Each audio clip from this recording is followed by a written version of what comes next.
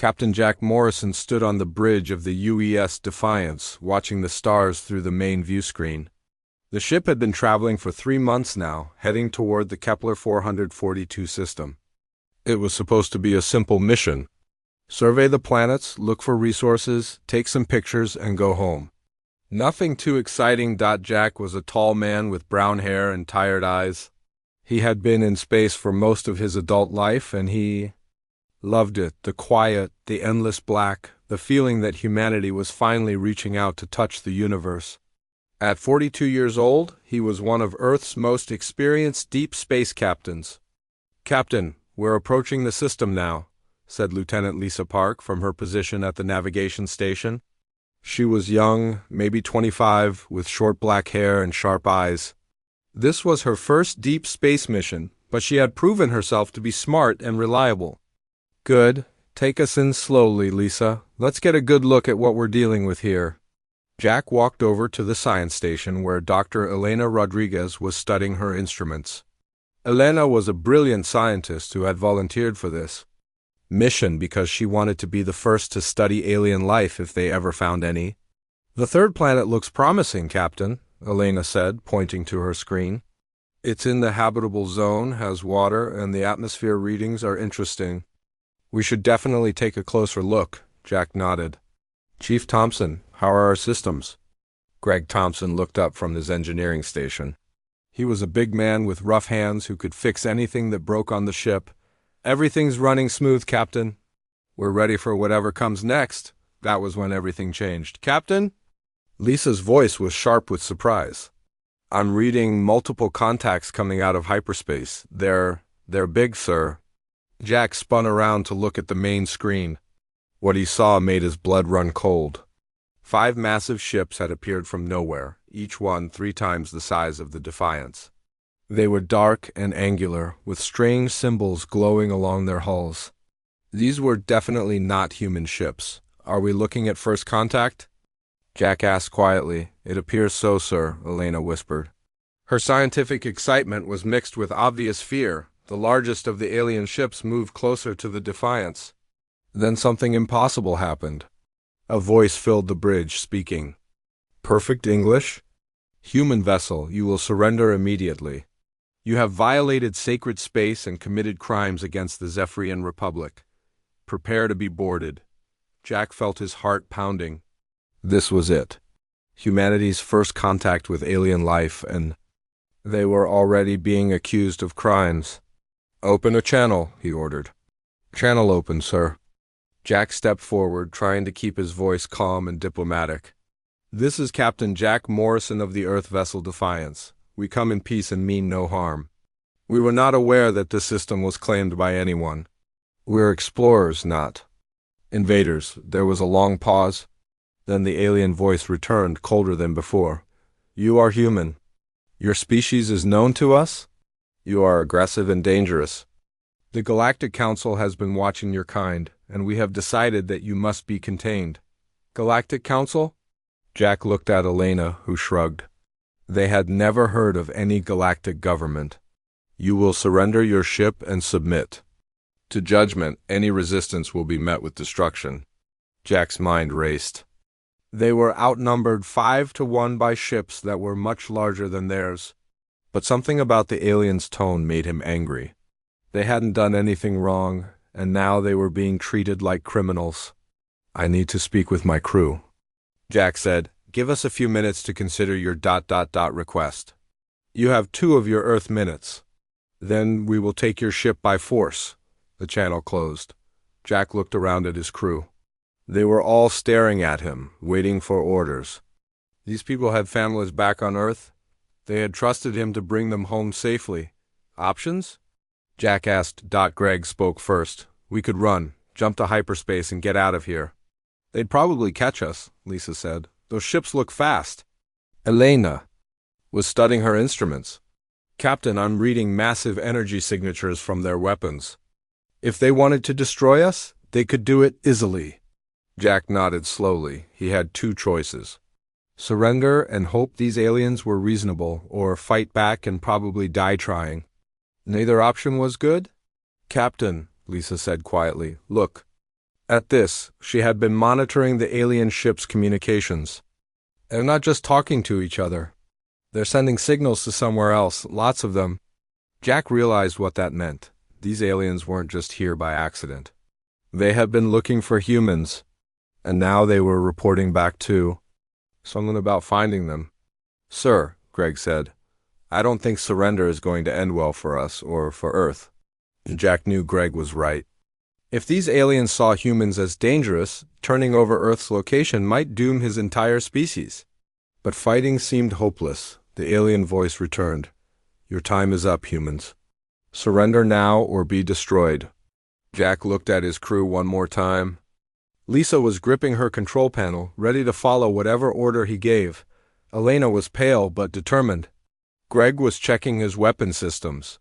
Captain, Elena said suddenly, I'm reading something strange. Those ships.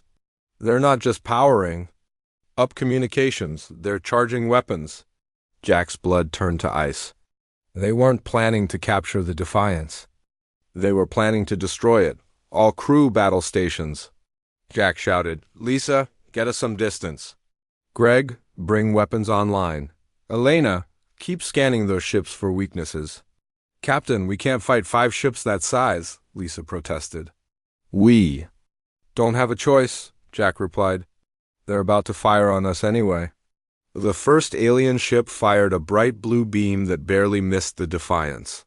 Jack felt the ship shake as Lisa threw them into evasive maneuvers. Return fire, Jack ordered. The Defiance's weapons weren't designed for ship-to-ship combat, but they were better than nothing. Their missiles struck the lead alien ship, causing sparks to fly along its hull. We hurt them, Greg shouted. Their shields are down to 60%. But the other 4 ships were moving in now, surrounding the Defiance. Jack realized they had maybe minutes before they were overwhelmed. Lisa, can you get us behind that asteroid field?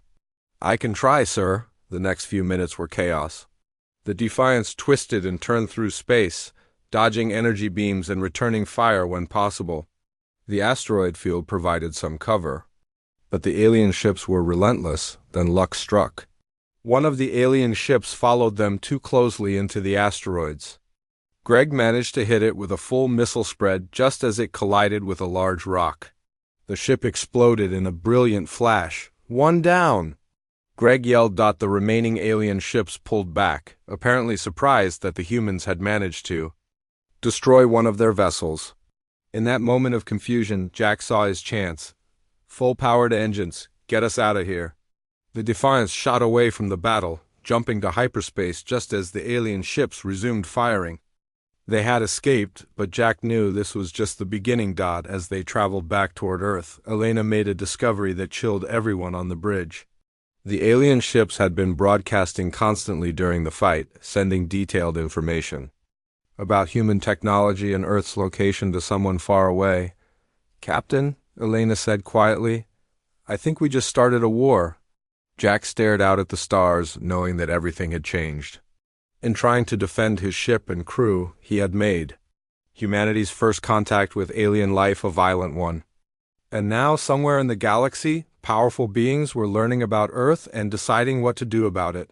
The Defiance continued its journey home, carrying news that would change everything. Jack Morrison, who had only wanted to explore the stars, was about to become the most famous and controversial human in history. The Defiance arrived at Earth 2 weeks after the battle. Jack Morrison had spent every day of the journey preparing for what he knew would be a difficult conversation. Earth's leaders needed to know about the aliens, about the fight, and about what might be coming next. President Maria Santos sat in the emergency meeting room deep underground in Washington. Around the table were Earth's top military and scientific leaders. Admiral Curtis Blake, the head of Earth's Space Forces, looked grim as he studied the reports from the Defiance. So let me understand this correctly, President Santos said, her voice steady but concerned. We made contact with aliens. They declared us criminals. And Captain Morrison destroyed one of their ships in self-defense. That's correct, Madam President, Jack replied. He had been debriefed for hours, but the questions kept coming. They were going to destroy us whether we surrendered or not. I made a choice to protect my crew and our ship. Dr. Elena Rodriguez, who had returned with the Defiance, leaned forward. Madam President, there's something else. During the battle, I detected massive communication bursts from the alien ships. They weren't just talking to each other. They were sending detailed information about our technology, our location, and our capabilities to someone else. Admiral Blake frowned. Someone else? They mentioned something called the Galactic Council, Jack said. We've never heard of them before, but apparently they've been watching humanity for some time. President Santos was quiet for a moment. How long do we have? I don't know, Jack admitted. But I don't think it will be long. He was right. 3 days later, the largest fleet of ships anyone had ever seen appeared at the edge of Earth's solar system. There were hundreds of them, representing dozens of different alien species.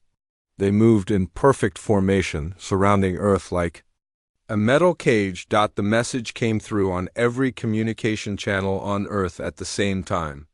It was broadcast in perfect English, Chinese, Spanish, and every other major language on the planet. People of Earth, I am High Arbiter Zenth of the Galactic Council. Your species has committed acts of aggression against the Zephyrian Republic. The individual known as Jack Morrison has been declared a war criminal by the authority of the 12 founding species of the galaxy. You will surrender him immediately for trial or face the consequences. The transmission showed the alien who was speaking. Zenth looked like a tall, pale humanoid with large black eyes and no hair. His voice was cold and emotionless, like he was reading a shopping list rather than threatening an entire planet. You have 24 of your Earth hours to comply. Any resistance will be met with economic sanctions, technology restrictions, and eventual military intervention. The choice is yours. President Santos called another emergency meeting. This time, Jack wasn't the only one being questioned. Representatives from every major nation on Earth were connected by video link, all asking the same questions. What exactly is the Galactic Council? Asked the Prime Minister of Britain. Admiral Blake had been working with Elena and Earth's best scientists to analyze the alien communications. From what we can determine, they're a government that controls most of the galaxy. 12 very old alien species that make the rules for everyone else. And they want Captain Morrison? They want to put him on trial for destroying that alien ship, President Santos said. They're calling it an act of war. Jack stood up. Madam President, I'd like to say something. She nodded. I knew this might happen when I gave the order to fire. But those aliens were going to destroy us whether we fought back or not. I protected my crew and my ship. If that makes me a criminal in their eyes, then so be it. Captain Morrison said. The President of China over the video link. Perhaps it would be better if you surrendered yourself. Save the rest of humanity from whatever these aliens might do. Jack was quiet for a moment. He had been thinking the same thing. If that's what Earth decides, I'll do it. But I want everyone to understand something. These aliens don't see us as equals. They see us as a problem to be solved. The debate continued for hours. Some leaders wanted to surrender Jack to avoid conflict. Others wanted to fight. President Santos listened to all of them, but in the end, her decision was simple. The United States of America will not surrender Captain Morrison to alien authorities. He acted in self-defense, protecting his crew and his ship. If the Galactic Council wants to punish someone for that, then they can punish us all. One by one, the other world leaders agreed. Earth would not surrender Jack Morrison. The response from the Galactic Council was swift. High Arbiter Zenth appeared. On screens around the world again. Your refusal to cooperate is noted. However, the individual Jack Morrison has volunteered to surrender himself to prevent further conflict. He will be transported to our vessel for trial. Everyone turned to. Look at Jack. He stood up slowly. I contacted them an hour ago. I won't let Earth suffer because of my actions. Jack, no, Elena said. You don't understand what you're doing. I understand perfectly, Jack replied. I'm trying to save our planet. President Santos stood up. Captain Morrison, I order you. Not to surrender yourself, Jack smiled sadly. With respect, Madam President, I resign my commission. I'm no longer under your command. Before anyone could stop him, Jack activated a small device he had been carrying. There was a flash of light, and he was gone. Transported up to the alien fleet. The trial took place on the largest ship in the fleet. Jack found himself in a massive chamber filled with representatives from dozens of alien species. Most of them looked roughly humanoid, but there were others that were completely different. Some looked like giant insects, others like living crystals, and a few that seemed to be made of pure energy. High Arbiter Zenth sat on a raised platform, looking down at Jack with those cold black eyes. Jack Morrison of the species known as humans, you are charged with unprovoked aggression against the Zephyrian Republic, destruction of Zephyrian property, and violation of galactic law. How do you plead? Jack stood straight. I plead not guilty. I acted in self-defense. A murmur went through the chamber. Apparently, most beings who came before the council just admitted their guilt and asked for mercy. You claimed self-defense, Zenth said, yet you fired the first shot? That's not true, Jack replied. The Zephyrian ships fired first. We only returned fire after they attacked us. Do you have proof of this claim? Jack had hoped Elena would have been able to provide recordings from the Defiance, but he was alone here. The proof is in the sensor logs of my ship. Human technology is primitive and unreliable, said another alien from the council. This one looked like a giant blue bird. We cannot accept such evidence. Then how can I prove my innocence? Jack asked. You cannot, Zenth replied. The word of the Zephyrian Republic is sufficient. They have reported that you fired without provocation. That is all the evidence we require. Jack realized that this wasn't really a trial. It was just a formality. Before they punished him. So you've already decided I'm guilty? The evidence is clear, Zenth said. You destroyed a Zephyrian vessel and killed its crew. The penalty for such crimes is life imprisonment on the prison world of Nexus 7. And what about Earth? Jack asked. What happens to my people? Your species will be placed under galactic supervision, Zenth replied.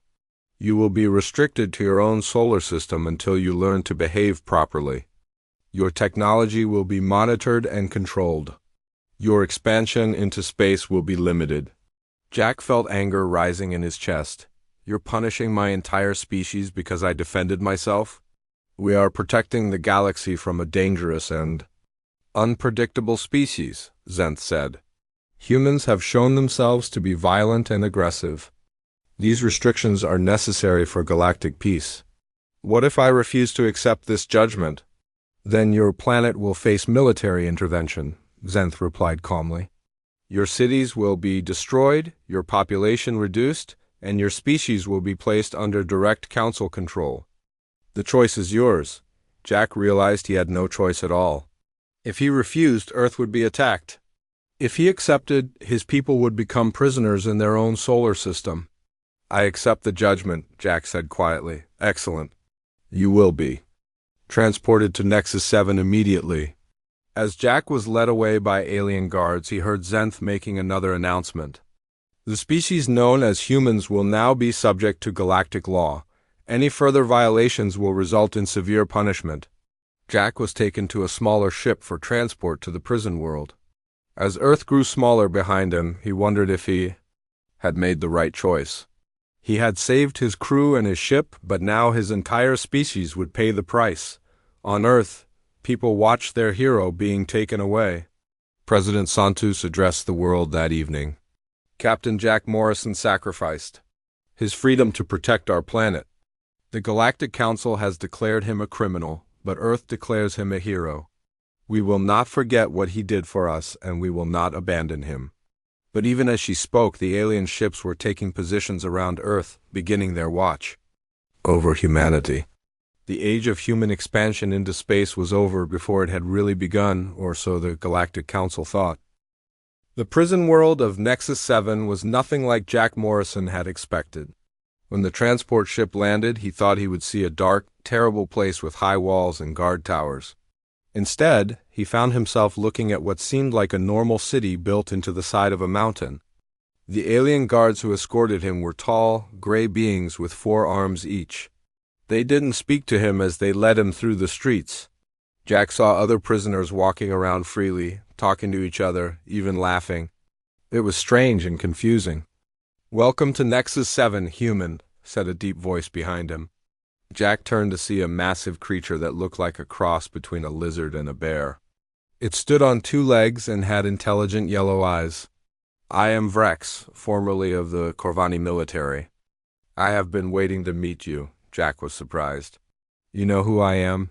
"Everyone here knows who you are," Vrex replied. "The first human to stand up to the Galactic Council.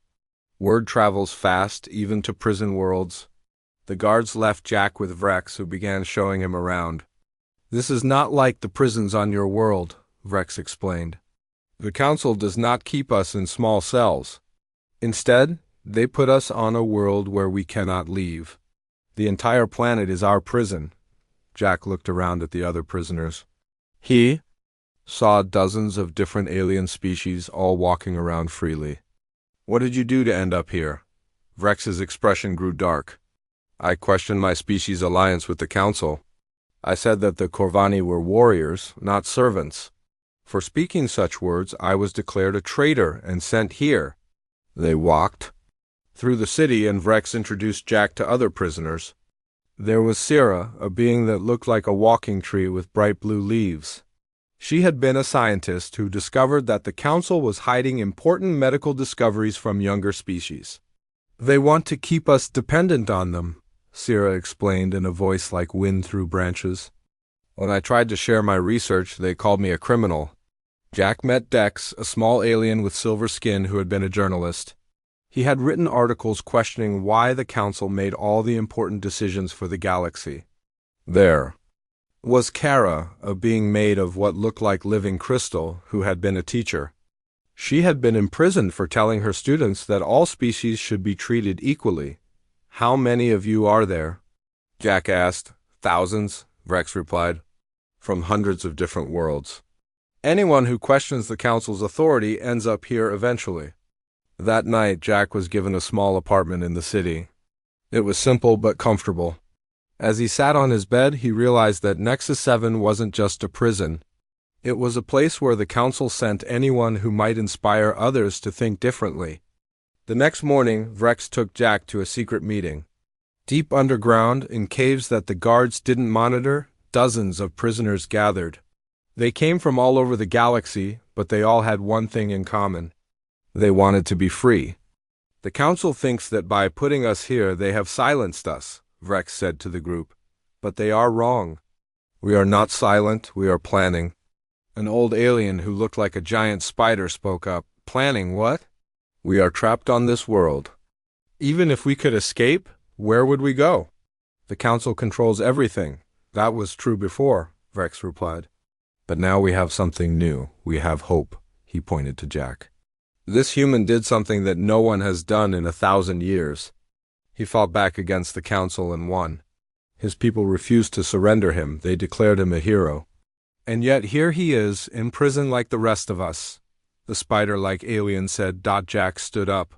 "I'm here because I chose to come. I couldn't let my people suffer for my actions. But that doesn't mean I'm giving up." Over the following weeks, Jack learned more about the galaxy than he had ever known. The Council wasn't just a government. It was a system designed to keep older, more powerful species in control while younger species served them. "Your species is seen as particularly dangerous," Sierra explained during one of their underground meetings. "Humans adapt quickly, think creatively, and refuse to accept authority without question. These are exactly the qualities the Council fears most." Jack began working with the other prisoners to plan something that had never been attempted before. A coordinated escape from Nexus 7, but not just any escape. They were going to break out and then help other oppressed species across the galaxy do the same. "The Council's strength comes from fear," Vrex said. "If we can show that they can be defeated, others will find the courage to resist." The plan was complicated. They would need to disable the planet's defense systems, steal ships, and escape before the Council could stop them. But Jack had an idea that might work. "On Earth, we have a saying," he told the group. "The best defense is a good offense." "We're not going to sneak out of here. We're going to fight our way out. Meanwhile, on Earth, things were getting worse. The alien ships surrounding the planet had imposed strict rules. No human ships could leave the solar system. No new space technology could be developed. Any violation would result in immediate punishment. Admiral Curtis Blake was meeting with President Santos in the secure bunker beneath Washington. "Our people are getting restless," he reported.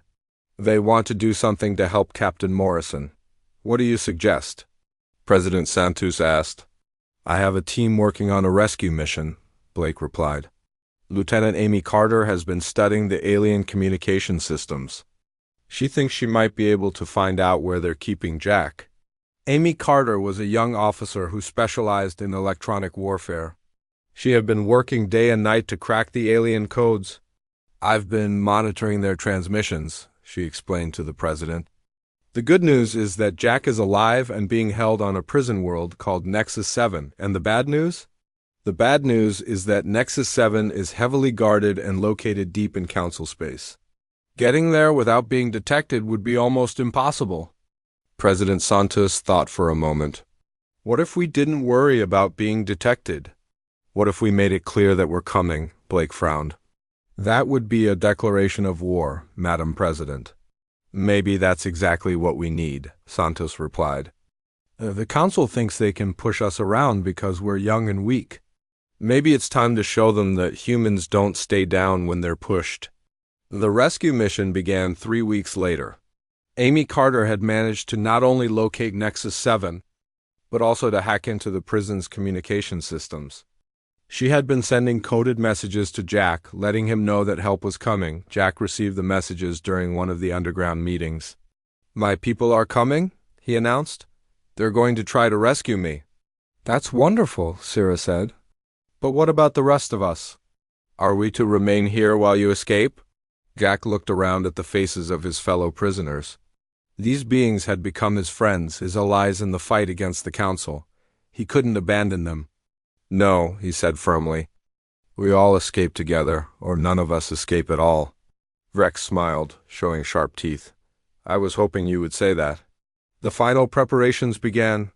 Jack's human ingenuity, combined with the knowledge and skills of aliens from across the galaxy, created a plan that the Council guards could never have anticipated. They would disable the planet's shields using Sarah's scientific knowledge. Dex would hack into the communication systems to prevent the guards from calling for help. Kara would use her crystal body to interfere with the electronic locks on the prison's weapon storage. And Rex would lead the fighting when the guards tried to stop them. "When the human ships arrive," Jack told the group, "we'll be ready. Not just to escape, but to strike back." As the meeting ended, Jack looked around at his fellow prisoners. They came from dozens of different worlds, spoke different languages, and had different customs. But they all shared one thing. They refused to accept that the Council had the right to control their lives. The escape from Nexus 7 would be more than just a prison break. It would be the beginning of a galaxy-wide rebellion. And Jack Morrison, the human the Council had declared a criminal, would be at the center of it all. The underground resistance was about to become something much more dangerous. A revolution that would shake the foundations of the galactic order. The Earth rescue fleet dropped out of hyperspace near Nexus 7 just as the prison world's alarms began screaming. Amy Carter sat at her control station aboard the lead ship, the UES Liberty, watching her screens light up with activity. "The prisons. Shields are down," she reported to Admiral Blake. "Captain Morrison's people did it." Blake nodded grimly. "All ships, begin the assault. We're going in hot." The Earth fleet was small compared to the massive Council armadas, but it was fast and determined. 12 ships carrying Earth's best pilots and soldiers armed with every weapon humanity could build. They had come to rescue Jack Morrison and anyone else who wanted to be free on the surface of Nexus 7. Jack Morrison led his army of former prisoners toward the landing pads where the Council kept their ships. Rex ran beside him, carrying a stolen plasma rifle that looked tiny in his massive hands. "The human ships are in orbit," Rex shouted over the noise of the battle. "They're keeping the Council fleet busy." Jack could see explosions in the sky above as the two fleets fought each other. His people were outnumbered, but they were fighting for something the Council forces couldn't understand: freedom. "Sira, how are those ships coming along?" Jack called out to the tree-like alien who was working on the stolen Council vessels. "Almost ready," Sira replied, her branch-like fingers dancing over alien controls. "These ships are designed to be simple to operate. The Council doesn't trust its servants with complicated technology." Dex, the small silver-skinned journalist, was at a communication station. "Jack, I'm picking up transmissions from all over the galaxy. Word is spreading about the escape. Other species are starting to rebel." Jack felt a surge of hope. This was what he had been hoping for. The Council's power came from fear, and fear was fragile.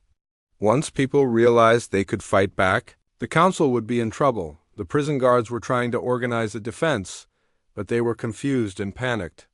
They had never faced anything like this before. The prisoners weren't just trying to escape. They were fighting back with tactics and strategies that the guards didn't understand. "Jack," Vrex called out, "we have company." A squad of Council soldiers was approaching, led by a tall alien in golden armor. This was High Commander Zax, the Council's military leader on Nexus 7. He had been sent to stop the rebellion before it could spread. "Surrender now, and your deaths will be quick," Zax called out in a voice like grinding metal. "We're not here to die," Jack replied. "We're here to live free." The battle that followed was unlike anything the galaxy had seen in centuries.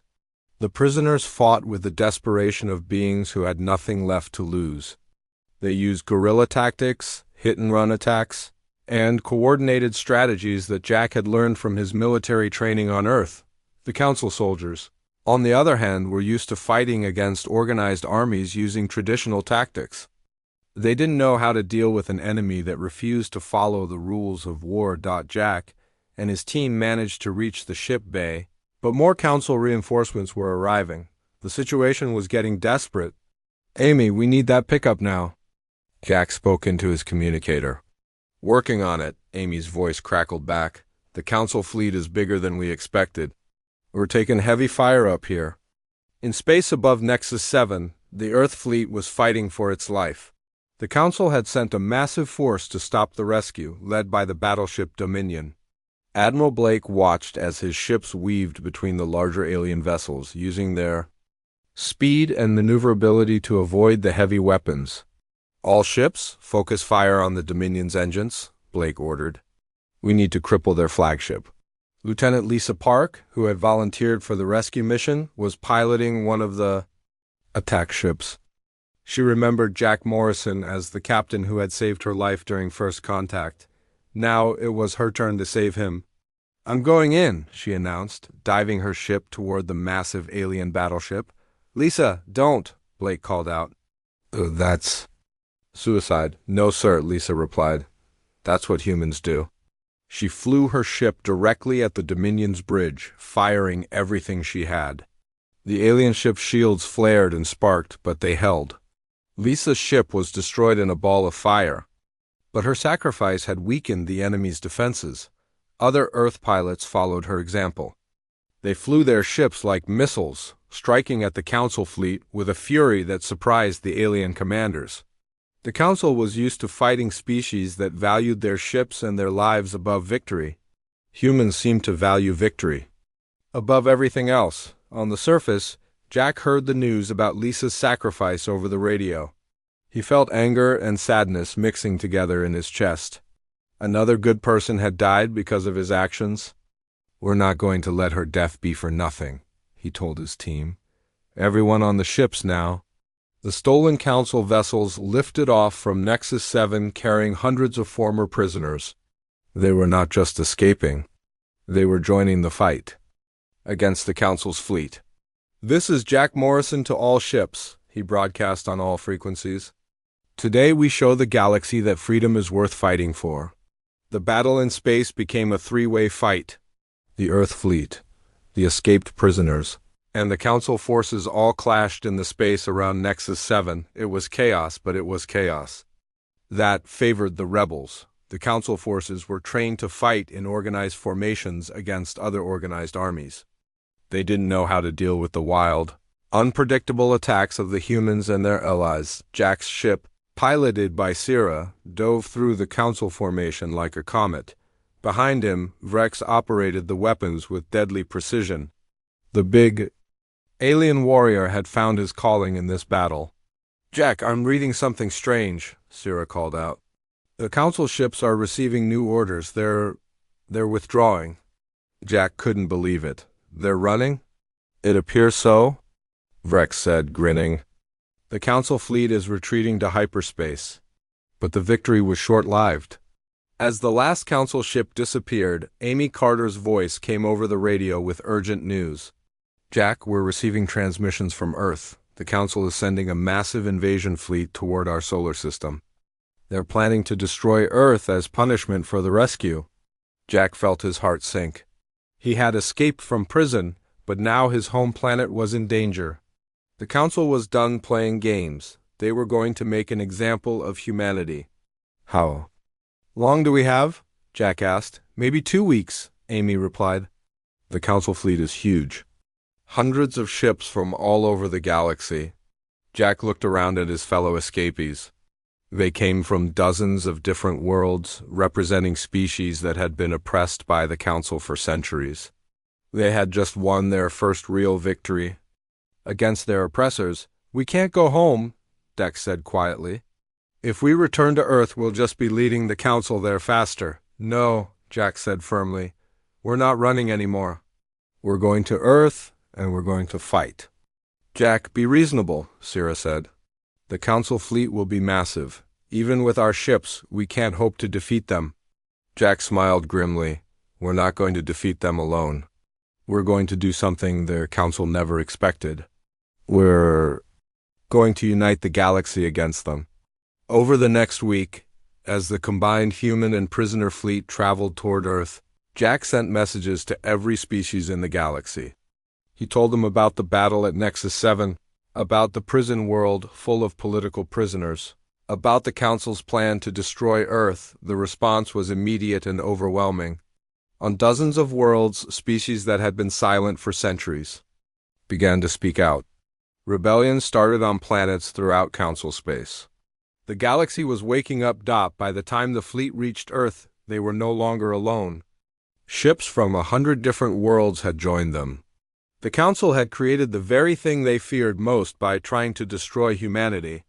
They had united the galaxy against them. The final battle was about to begin. Earth would either become the birthplace of galactic freedom, or it would become a warning to any species that dared to challenge the council's authority. Jack Morrison, the human they had declared a criminal, was about to find out which future would come to pass. The council's invasion fleet arrived at Earth's solar system like a dark cloud covering the stars. Over 800 ships from across the galaxy, all bearing the symbols of the 12 founding species. High Arbiter Zenth stood on the bridge of the flagship Eternal Judgment, watching Earth grow larger on his screens. "The human world will serve as an example," Zenth announced to his commanders. "Any species that defies the council will share their fate." But as the council fleet moved toward Earth, they found something they had not expected. The planet was not defenseless. Surrounding Earth were ships from dozens of species, all flying together under a new flag. The symbol showed a human hand, reaching out to touch alien hands from across the galaxy. Jack Morrison stood on the bridge of the Liberty, now the flagship of what they were calling the Freedom Alliance. Around him were representatives from 50 different worlds, all united in their desire to end the council's rule. "They outnumber us almost 2-1, Admiral Blake reported. "But our forces are spread throughout the solar system. If we can draw them in, we might be able to use the asteroids and planets for cover." Jack nodded. "What about the secret weapon?" Dr. Elena Rodriguez, who had been working with scientists from across the galaxy, looked up from her station. "The quantum disruptor is ready. But Jack, using it will destroy the council's central command ship. Everyone on board will die, including innocent crew members," added Sarah, who had become Jack's closest advisor.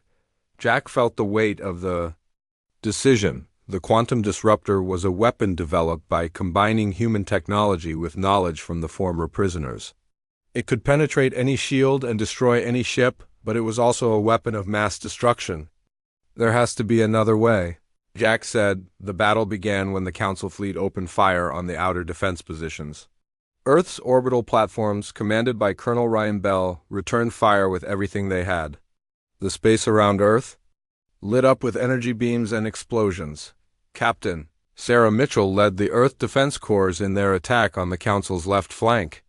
Her ships moved in the unpredictable patterns that humans had become famous for, striking hard and then disappearing before the Council could respond. "They're trying to surround us," Mitchell reported over the radio.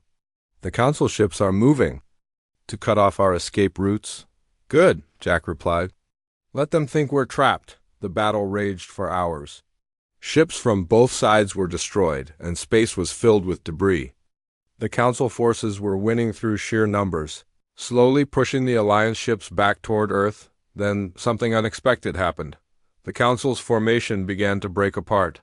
Ships that had been fighting for the Council suddenly turned their weapons on their former allies. "What's happening?" Zenth demanded from his bridge. "Sir, we're receiving reports from across the fleet. Crews from younger species are mutinying. They're joining the rebels." Zenth's face grew even paler than usual. "Impossible. Those species are loyal to the Council." But it was happening all across the galaxy.